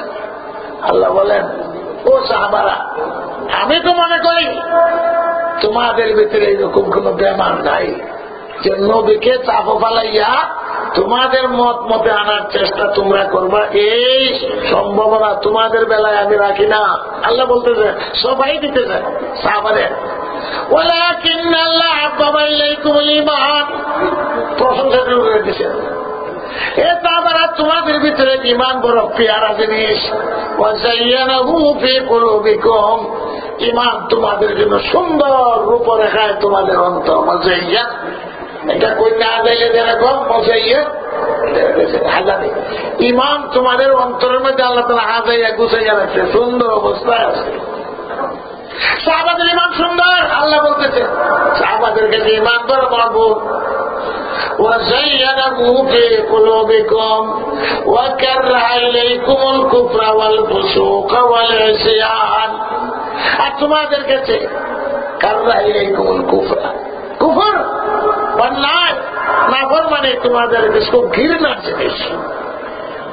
আল্লাহই বলতেছেন সাহাবাদের কাছে কুফর ঘৃণার জিনিস, ওয়াল ফুসুক নাফরমানি ঘৃণার জিনিস, ওয়াল ইসিয়ান নাফরমানি। উলাইকা হুমুর রাশিদুন। আর কিসা আল্লাহ আঙ্গুলটা দেখাই দিতেছে, এই যে সাহাবারা নাম ধরে আল্লাহ তাআলা বলেন এদেরকে ইমান সুন্দর, ইমান পিয়ারা। উলাইকা হুমুর রাশিদুন, এরা সঠিক পথে আছে, এরা কোনো অন্যায় পথে নাই, এরা সোজা পথে আছে। সার্টিফিকেট দিয়ে দিচ্ছে উলাইকা হুমুর রাশিদুন। পয়লা দিচ্ছে বুঝো ওয়ালা রসুল তোমাদের কথা মতে চলবে না। তো সাহাবায়ে কেরাম কোনদিন চাইছেন নবীকে তাদের কথা মতে চলে না? আল্লাহ তোমরা এরকম করতাম না। কিন্তু এখন যদি কেউ এরকম করে, সংবিধান শরীয়তের বিধান কাটছাট করে আমার মতো হোক, অনেকে সাহায্য করত, সংবিধান পরিবর্তন করে নীতি পরিবর্তন করে রেখত। আল্লাহ তাআলা বলেন যদি তোমাদের কথা মতে নীতি পরিবর্তন হয় তো তোমরাই ধ্বংস হইবা, সাথে সাথে নবী যদি তোমাদের অনুসরণ করে তো নবীও ধ্বংস। নবীর কাম কি? আল্লাহ জানে পরিষ্কার। তুমি কোনদিকে চাই না চাইতে মানে আল্লাহর পক্ষ থেকে যে ওহী আছে ওই মতো তুমি চলবা। উম্মত কয়জন আছে এটা তোমার দেখার ব্যাপার না, কে মানলো না মানলে দেখার ব্যাপার না। তো নবীর দায়িত্ব হলো ওহী মতে চলা। বত্তাদি মাই ভাইরে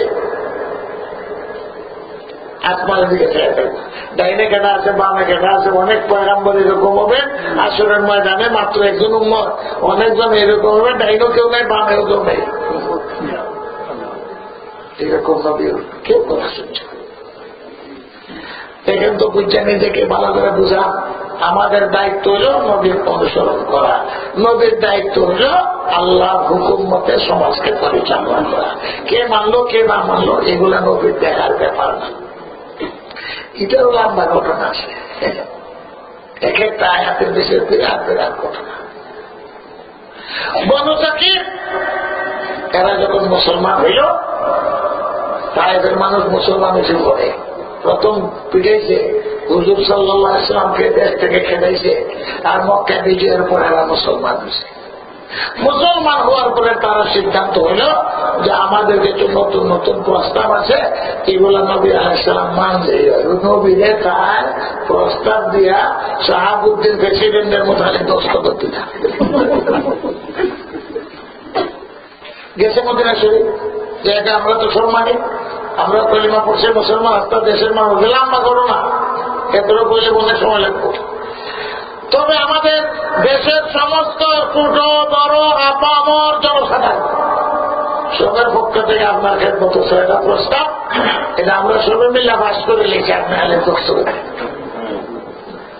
বুঝতে বলেছে ভূমি এটা তোমরা বাস করছো, তাহলে আমরা বাস করে আসছি। আমরা সকলেরই মত, আমরা দেশের কাছে যে সান্দা যা লাগে, মামা যা লাগে, রোজা যা লাগে, জকাত সব ঠিক আছে, কিন্তু মদ আমরা খাওয়া না। ঠান্ডা দেশ পায় মদ ছাড়া আমরা চলতো না। আগের নবীর তো কোনো ক্ষতি নেই, হুজুরের কি ক্ষতি? আমরা মদ খেলাম, ঠান্ডা খেলে আমার হয়ে থাকে, আমরা মদ খেলে ঠান্ডার ব্যাপার, পার্সোনাল ব্যাপার, আমরা বুঝলাম মারাইব। আর যুবকরা মাথাও কেনা যাবো, যুবকরা মাথা তো গরম যায় না, মদ তো কেন তো ঠান্ডা মদের অনুমতি দেওয়ার জন্য হুজুর সাহেব খুব রাগ করলেন।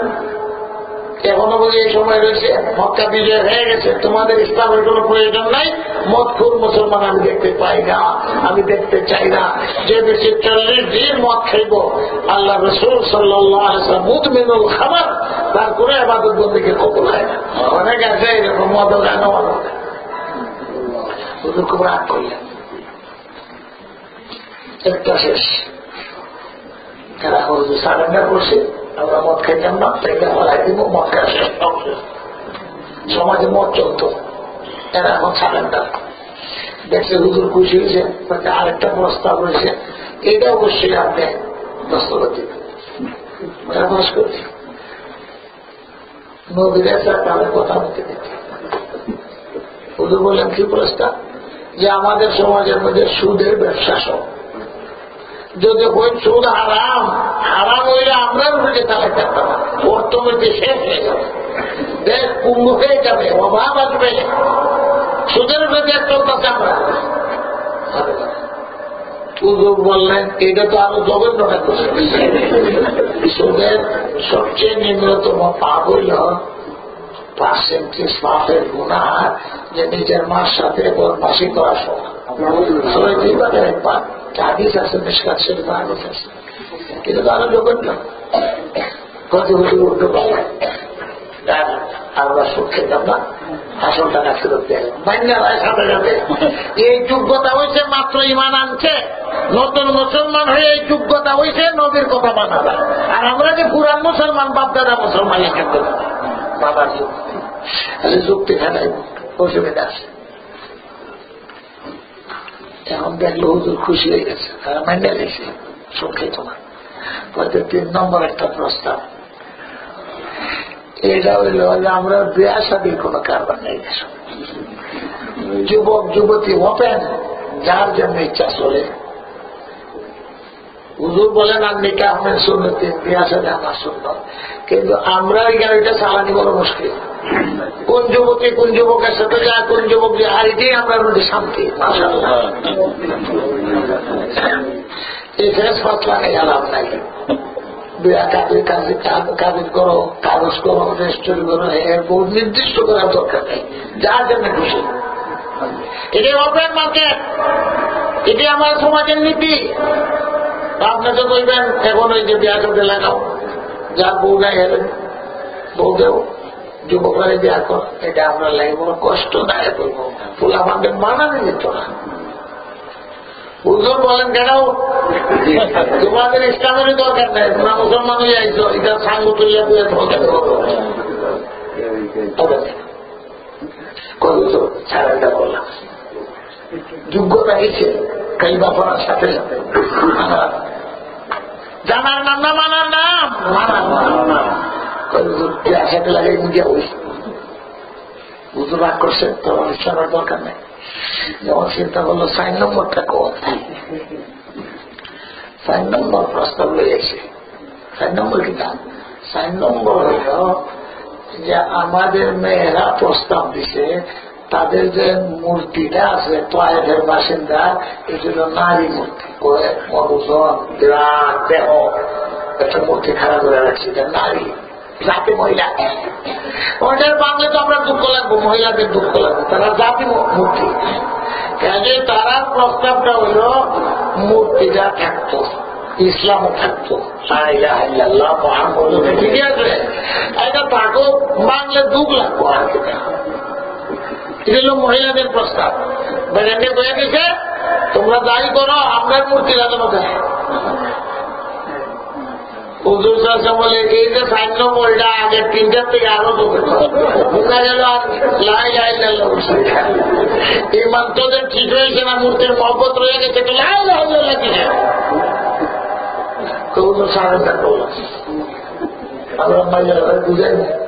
হুজুরের চেহারা দেখলে পরে আর কি তাকে অন্তত এমনি সাজিয়া থাকা, ঠিক আছে আমরা বুঝে। তবে 5 নম্বর প্রস্তাব হইল আমরা বাংলার কথা কইতে, আমরা হাঁটাম, কতদিনের খেদমত করছি, কত চিকিৎসা করছি, কত তেল মালিশ করছি, আপনি নিজের মানুষ দিয়ে বাঁধে ফেলেন। ঠিক আছে, তোরা ভাবছেন আমি বাঁধাই, যারাই মুসলমান হইতো নিজের হাতে মূর্তি ভাঙতে হইতো, আর মূর্তি না বাংলে হুজুর নিজে গিয়া আর ওখান খালি মূর্তি বানায় মুসলমান দেশ মূর্তি বানায় হুজুর কম দিছে। আগের মাঝে জেল্লাও চালানো আর একজন মহিলা পাঠাই দিছে, তিনজন আরেকজন সাহাবি, তিনজন এখন এরা তো মুসলমান হয়ে যাইছে আমাদের সব সারেন্ডার, তোমরা যাও পায়ে তাড়াতাড়ি ঘোরা দৌড়াও, আগে মূর্তি ভেঙে দিও পাঠাই দিছে। এরা যখন কোরআন আন্দোলন হুজুরের ঘোরা পাইরা তো মদিনার থেকে তার দূরে আসে না, গেছেন ঘোরা পাইয়া যখন দেখছে কোরআন আন্দোলন তিনজন সাহাবি আইতাছেন মূর্তি বানবার লাগে, শহরের যত নারী পুরুষ আছে দেখে আমার যুদ্ধ হইব মূর্তির লোক। এই যুদ্ধে আমরা দশটা মুদা যুদ্ধ করব, দেবতা রক্ষা করবো, কোরআনের সাথে ভাগ করবো। পাহাড়ে চলে গেছে, মহিলা পুরুষ সব চলে গেছে। যে ওই বইলে ওই একজনের দিচ্ছেন কোরআন কল্লা বাজিয়ে গিয়ে পড়ছে, দেরি নাই আরেকজনের কমরও এটা বাইরে পড়ছে, স্বর্ণের বানাই তো, আর আরেকজনে আডুর মাঝে তোমরা করে শেষ কোরআন লই আবার তারা দুইটা। এরা দেখছে ভালো থেকে মূর্তি থেকে দুর্ভাবে গেছে, এই জন্যই পূজা করলাম এত দিয়ে ফাইট করতে পারলো না, ভূমিকম্প হইল না, কিচ্ছু হইল না, শেষ মত করল না। এখন তারা এখান থেকে না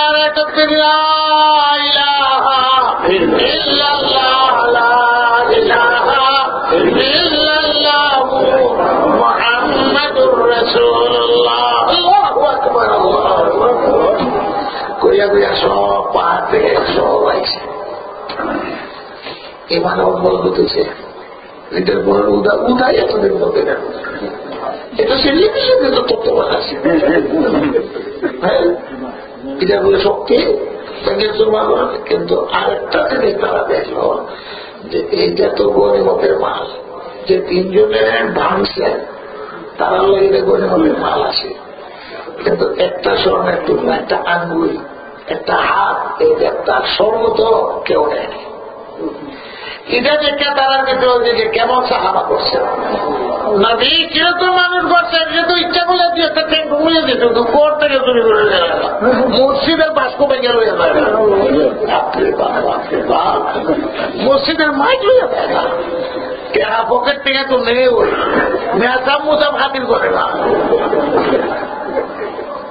হ্যাঁ, আর এখানে একটা ট্রেন করার লাগে নিলে এত হালাল আছে, এত বড় কষ্ট করে মদিনার থেকে এসে যা তিনজনে তিনটা ট্রেন নিয়ে যায় স্বর্ণ কেউ নেই।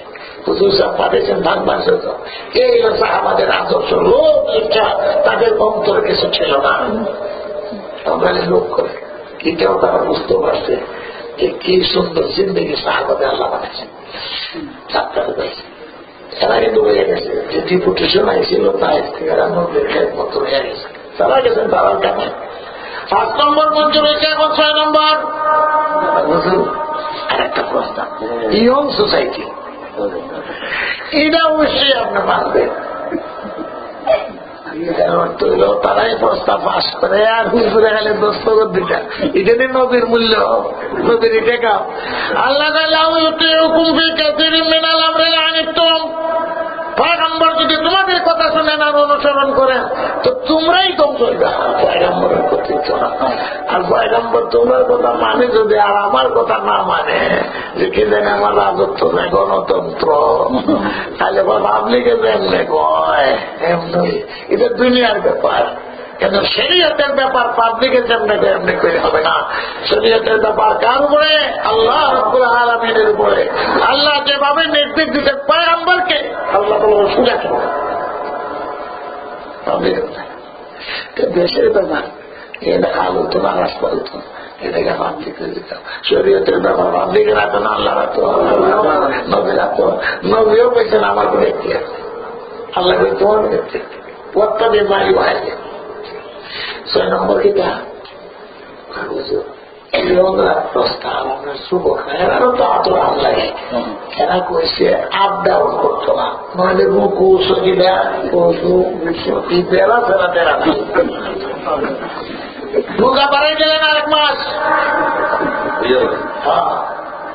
কিন্তু তারার বাসায় নামাজ করে না, তারার বাসায় করে রুকু সজিদা অজু গুসল এটা বেড়া ফেরা এটা বাদ দিয়া বলল না, নামাজটা বাদ দিলে তো। লন্ডন বলে বলে যখন ওয়াজ হয়েছি তো সেটা এমন কোন বুদ্ধি নাই, ফজর নামাজটা মাফ করাই দাও না, ফজর তো উঠন দেয় না, এখানে মাফ করা হয় না কোনো সামনে নেওয়ার বেশি দিলাম, ফজর মাফ নাই নষ্ট করে না ফেলা মানে আইবার 3টা 4টায় ফজর নষ্ট করতো, 12টার সময় আবার উঠে ডাকলে উঠেরা। এই সময় হুজুর আমার রাগ সবচেয়ে বেশি। হুজুর সাল্লাল্লাহু আলাইহি ওয়াসাল্লাম যে আসলেন দাঁড়ায় গেছেন, দাঁড়ায় বলেন লা খায়রা ফি দীনিন লা রুকুআ ফি ওয়ালা সুজুদ, যে ধর্মের মধ্যে রুকু নাই সজিদা নেই এটা ধর্ম কিসে? এটা তো দ্বীনই না। লা খায়রা ফি দীনিন, কে নামাজ পড়তে না তোর যুবক টুবক পুরা যাও নামাজ করতে পারছি, কিসের দিন কিসের ধর্ম? নামাজ সমস্ত পয়গম্বরের ধর্মের মধ্যে ছিল, ঠিক না বেটি? হয়তো রুকু সজিদা করতো না, তারা সারেন্ডার কিন্তু একটাই মঞ্জুর হয়েছে 5 নম্বর নবী নিজের লোক দিয়া ভাঙেছে, এখন তারা নামাজ পড়বো।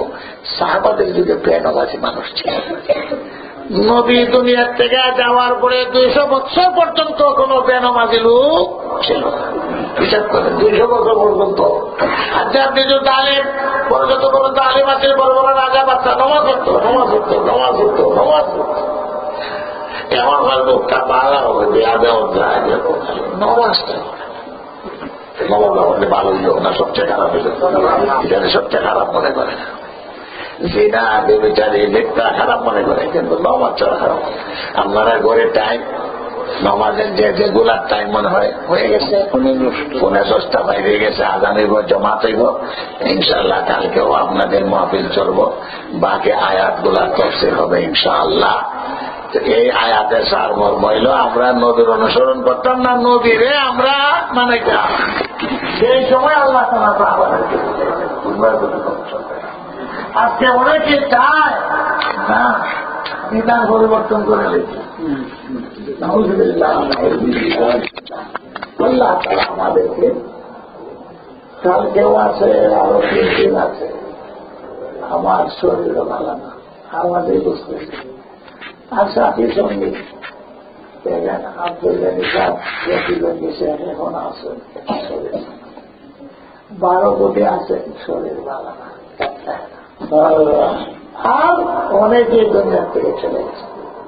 হাজিপুরি সাহেব আইতেন মারা গেছেন, খালি বছর হয়েছে, 15 দিন আজপুরি 72 দিনের কাছাওয়ালা আগেও মারা গেছেন, তারপরে শেখ তজুম সব চলে গেছেন। মাইনে যারা এদেশও আসতেন বিভিন্ন সময় এরা আরো মাটির তলে গেছেন। আর একজন আছেন শেখ আব্দুল গনি সাহেব, দেখা হচ্ছে 12 মুন্সিবালা, শরীরে ভালো হয়ে গেছে, বয়স হয়ে গেছে, চলা যায়। আমারও শরীর ভালো না, গত বছর তো আসতে পারি নাই, আসে নাই। আর অনেক চেহারাই পরিচিত, আর 2-4 জন নতুন নতুন আইসেন দেশ থেকে, এরা অপরিচিত। আল্লাহ তারা সবরে কবুল করো। আমরা কোরআন শুনলাম, চেষ্টা করি আমাদের দেশে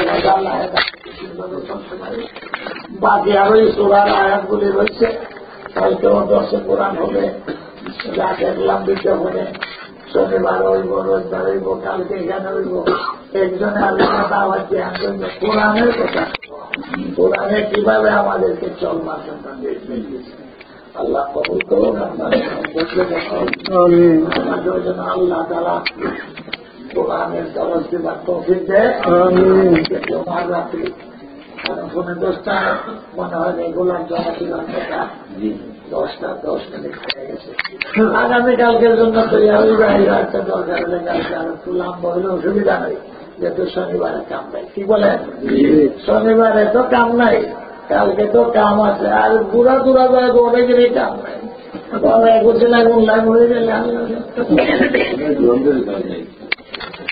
তো আল্লাহ আমাদেরকে কোরআন শোনান আর সাথে সাথে বলেন আমল করা তো। লন্ডন বেকারের সংখ্যা বেশি, এই জন্য বিশুদ্ধ বাড়াচ্ছে না, বোঝা গেছে মুসলিম ভাই বলে না। ইস লন্ডন দেখছে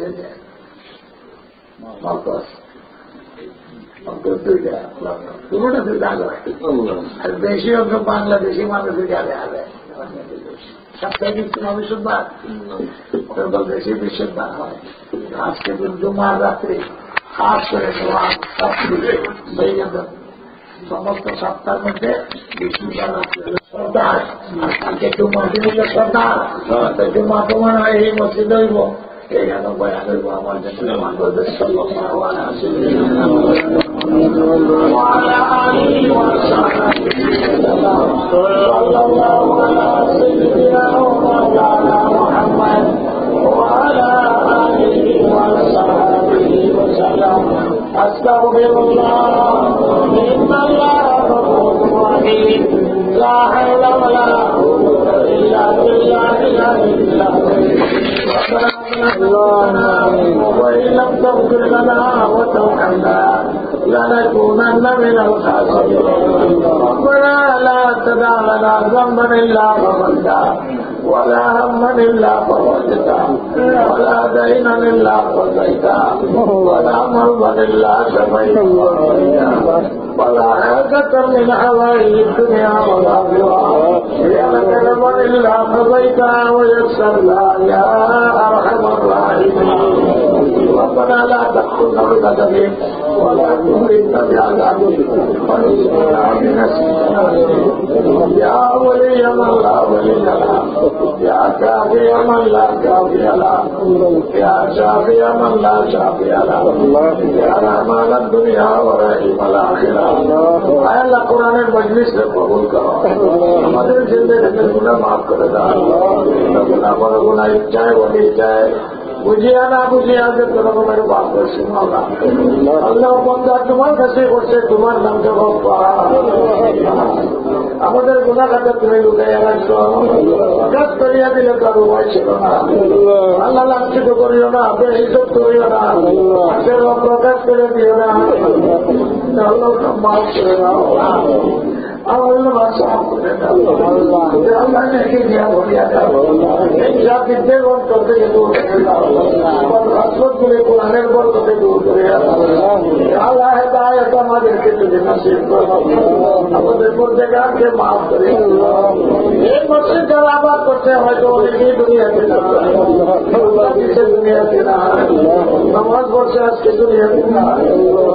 আল্লাহ তাদের কবরকে তুমি বেহেশতের বাগান করো, মসজিদ তাদের কবরকে নূর দিয়া ভরিয়া দাও। যারা খেদমতে আছে বেশি বেশি খেদমতে আমাদের লক্ষ্য পরিচয় মদিনা শরীফ পৌঁছে সবই আরেক সাহাবের দরবারে তিনি আমাদের মাদমাকে মাফ করো, খবর এবে আল্লাহ কেনাকে লাঞ্ছিত করে আমাদের আল্লাহদেরকে রহমত বানাও, আল্লাহ করে দৌলতের রহমত বানাও, আর আল্লাহ পরিবেশকে দুরুস্ত করে দেয়। এইসব ভাইয়েরাও এই দেশে জন্ম না, অনেকের বেশি অংশ মানুষের জন্ম এই দেশে না, আল্লাহ রুজি রোজগারের জন্য এই দেশে বাড়ি জমাইছে না, বিবি বাচ্চা লইয়াইছে, পঁচিশ থেকে তুমি বাচ্চা হচ্ছে পরিণামের আমরা খবর জানি না। শিক্ষা দিবার তৌফিক প্রতিষ্ঠানকে আল্লাহ তুমি সাহায্য করো, আল্লাহ নেই মদত করো। যারা দিন শিক্ষা দিবার জন্য মাদ্রাসার জন্য চেষ্টা করে আল্লাহ তাদের ভবিষ্যৎকে ছেলে মেয়েদেরকে আল্লাহ তুমি আদর্শ করো।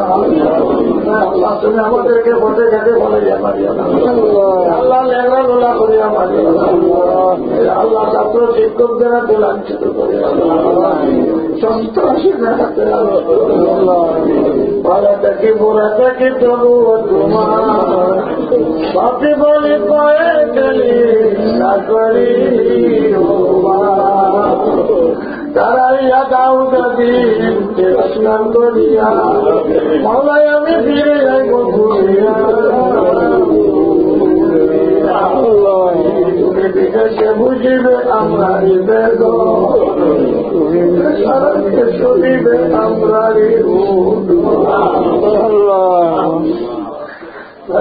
ক্ষমা করো ভিক্ষা করো না আল্লাহ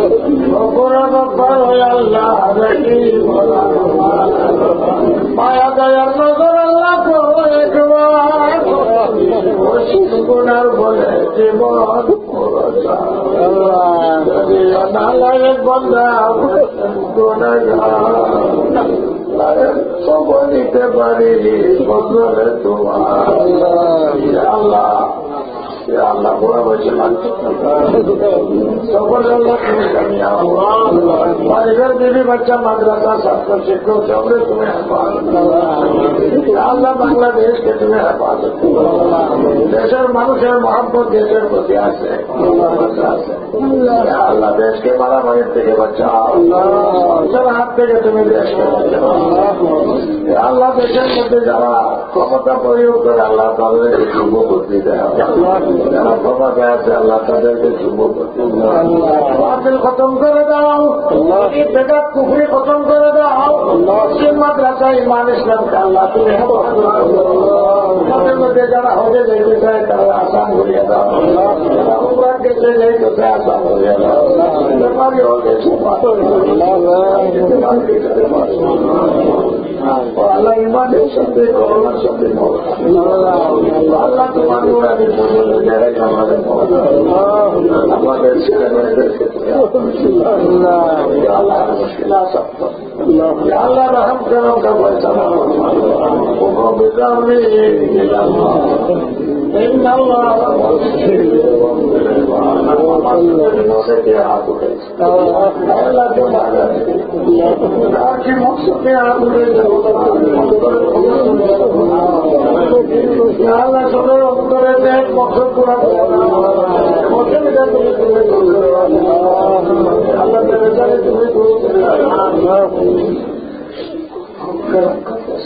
إن الله